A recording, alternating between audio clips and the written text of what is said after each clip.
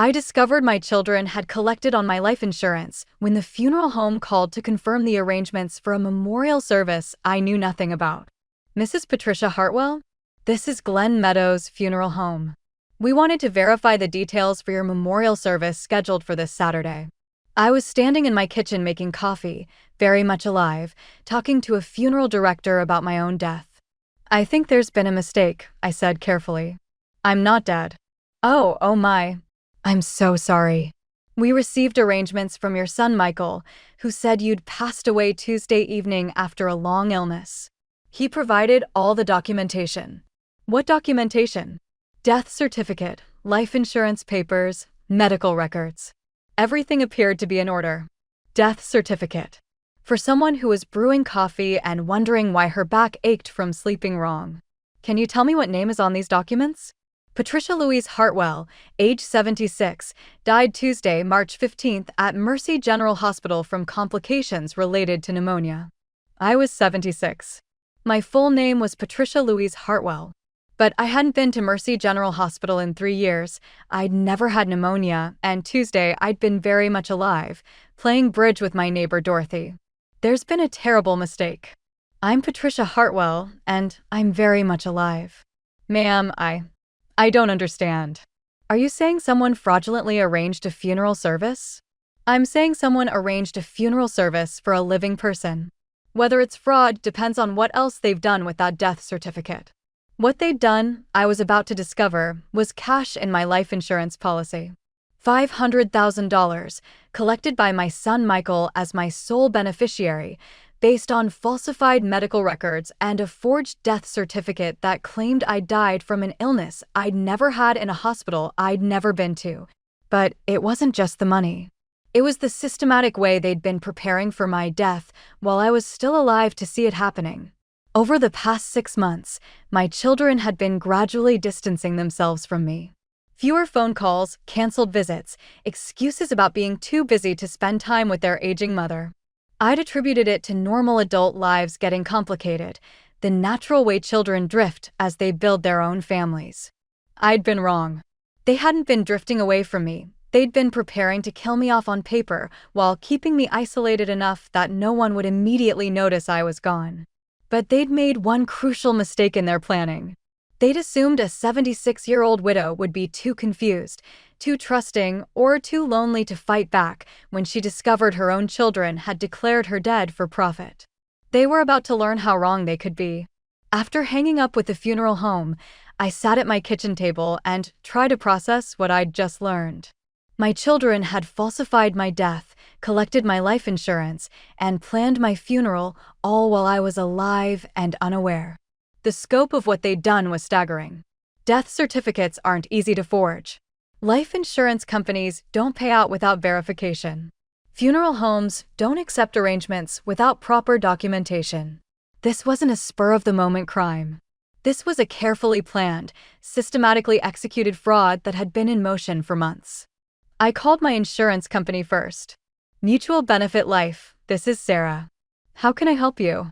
This is Patricia Hartwell, policy number MV4471892.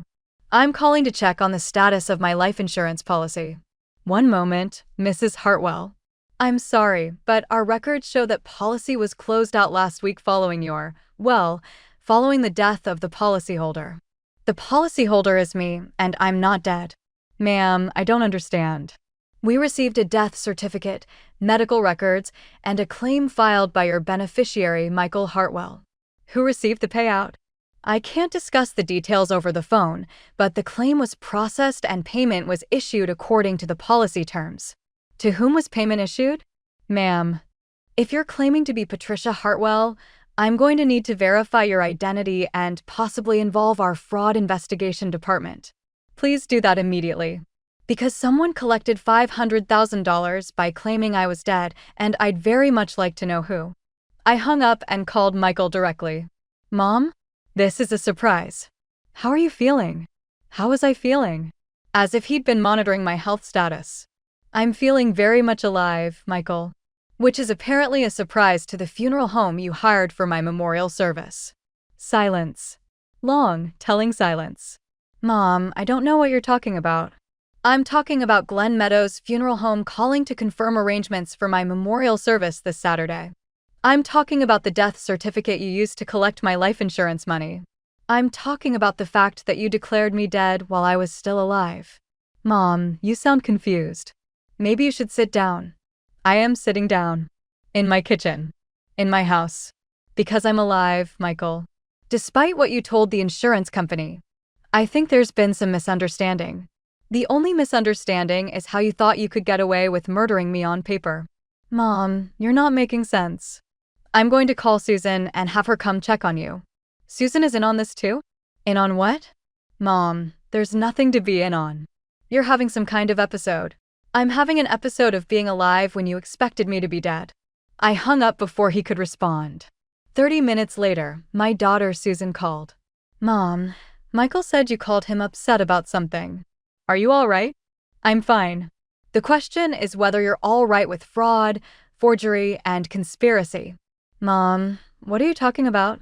I'm talking about the death certificate that claims I died Tuesday. I'm talking about the life insurance money you and Michael collected.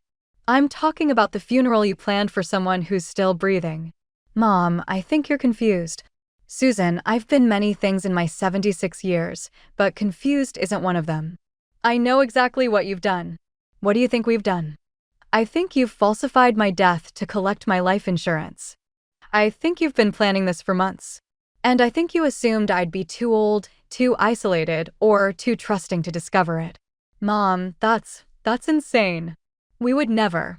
The funeral home has documentation with your brother's signature. The insurance company has records of a claim he filed. What part of that is insane? Susan was quiet for a long time. Mom, maybe you should come stay with me for a few days. We can figure this out together. Figure what out? How to cover up insurance fraud.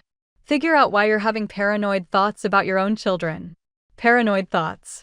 The same defense every family uses when they're caught stealing from elderly relatives. Susan, I want you and Michael at my house tonight at 7 o'clock. We're going to discuss this face to face. Mom, 7 o'clock. Both of you. And bring whatever paperwork you used to declare me dead. I spent the rest of the afternoon gathering evidence. Bank statements, medical records, anything that would prove I'd been alive and active during the time they claimed I was dying in a hospital. I also did something I'd never done before. I recorded our phone conversations using an app on my smartphone. If my children were going to claim I was paranoid or confused, I wanted documentation of exactly what was said. But most importantly, I called my lawyer. James Patterson had been handling my legal affairs for 20 years.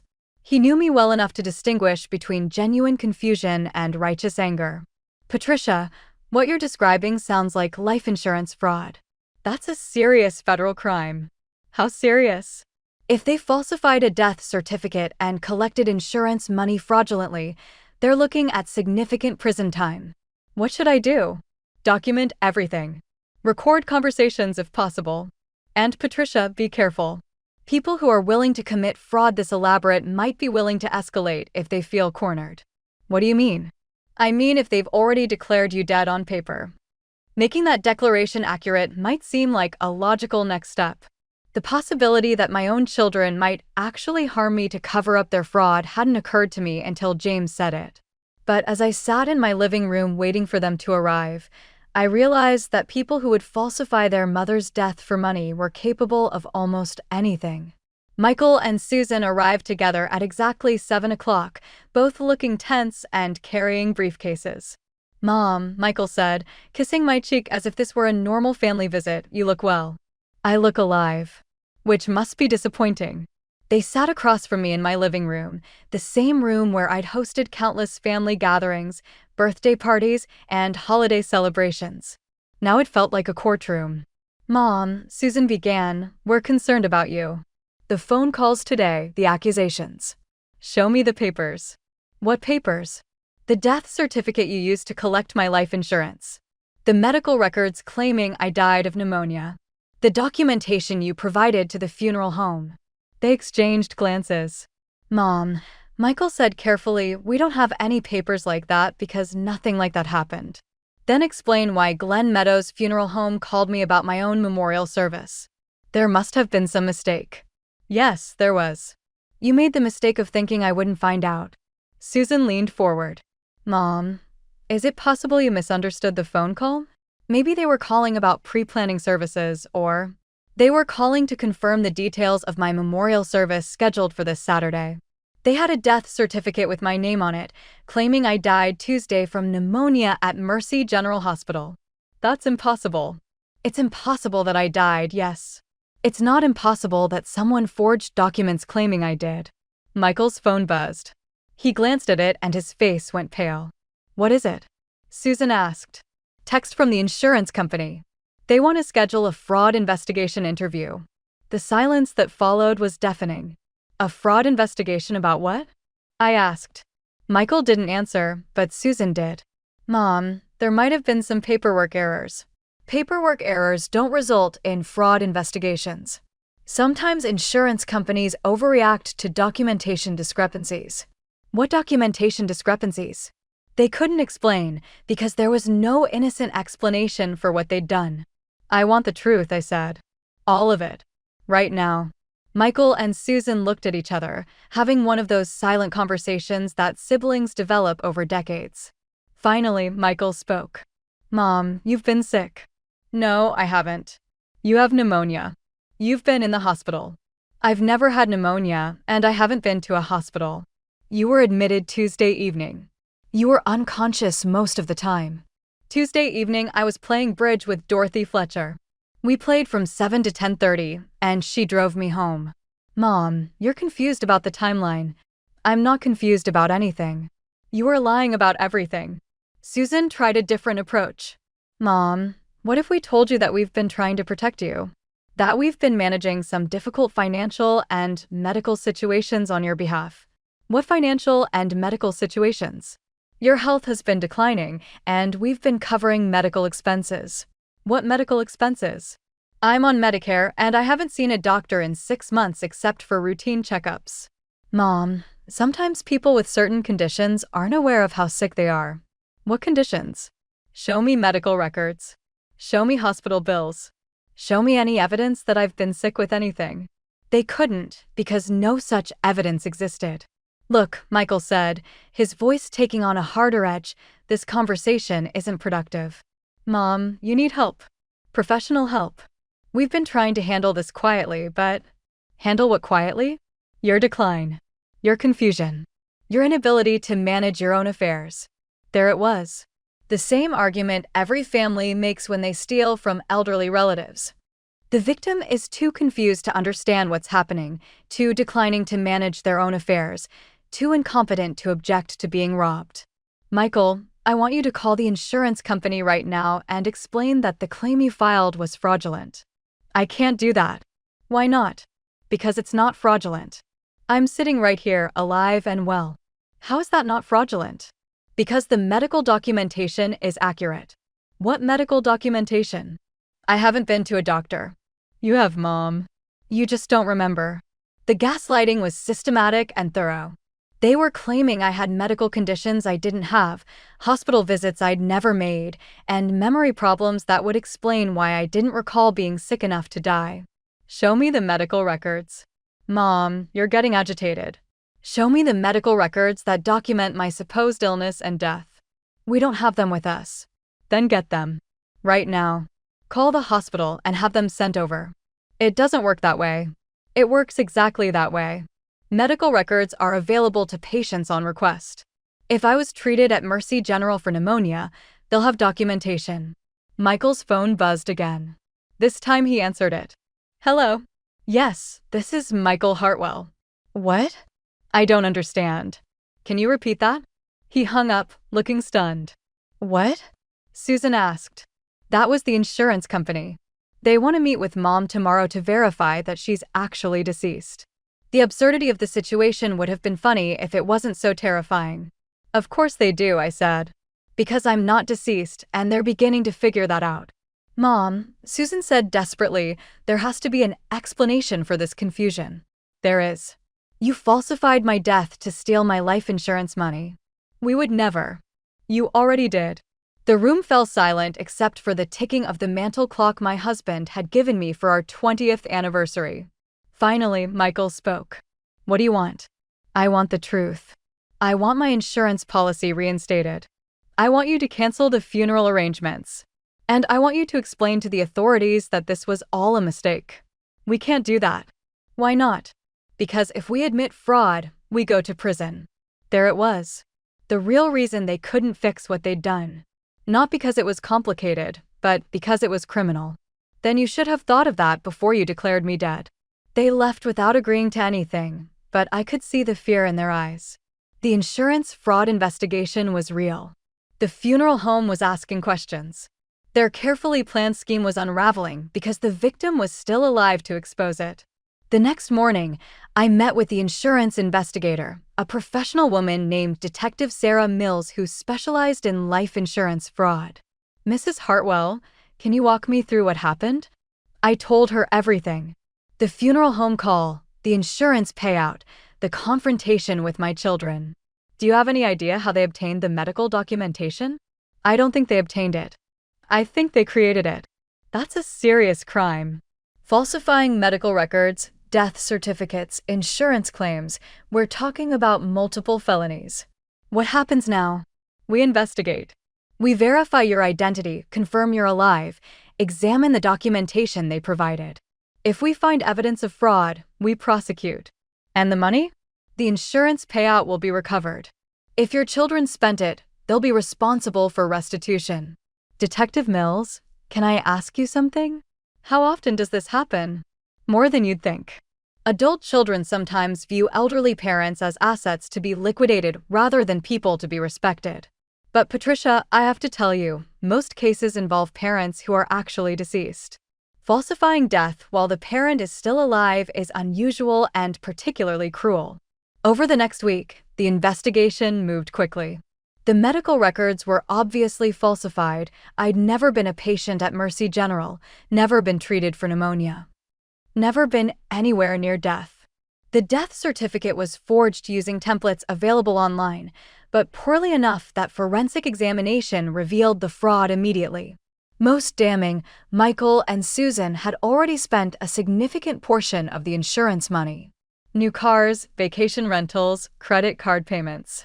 They'd been so confident in their scheme that they'd started spending the money before my body was cold. Literally before my body was cold, since my body was still warm and walking around, discovering their betrayal. But the cruelest part wasn't the money, it was the isolation.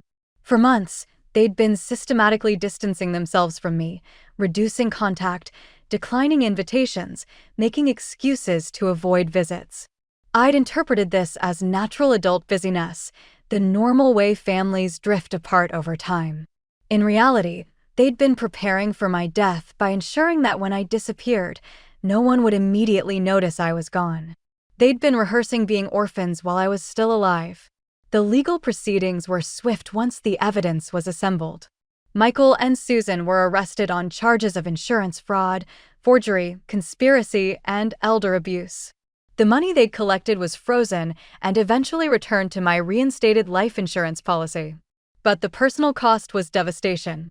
I'd lost my children not to death or distance, but to greed. They'd valued my life insurance policy more than my actual life, seen my death as a financial opportunity rather than a loss to be grieved. The trial was public and humiliating. Local news covered the story of children who'd falsified their living mother's death to collect insurance money. Everyone in town knew that my own children had tried to cash in on killing me off on paper. Michael was sentenced to 4 years in prison. Susan received 3 years. Both were ordered to pay restitution and banned from having any contact with me during their probation. The funeral home canceled my memorial service, but I held one anyway. Not for me, I was still alive and intended to stay that way. But for the relationship I'd had with my children, which was truly dead and needed to be properly buried. Dorothy Fletcher helped me plan it.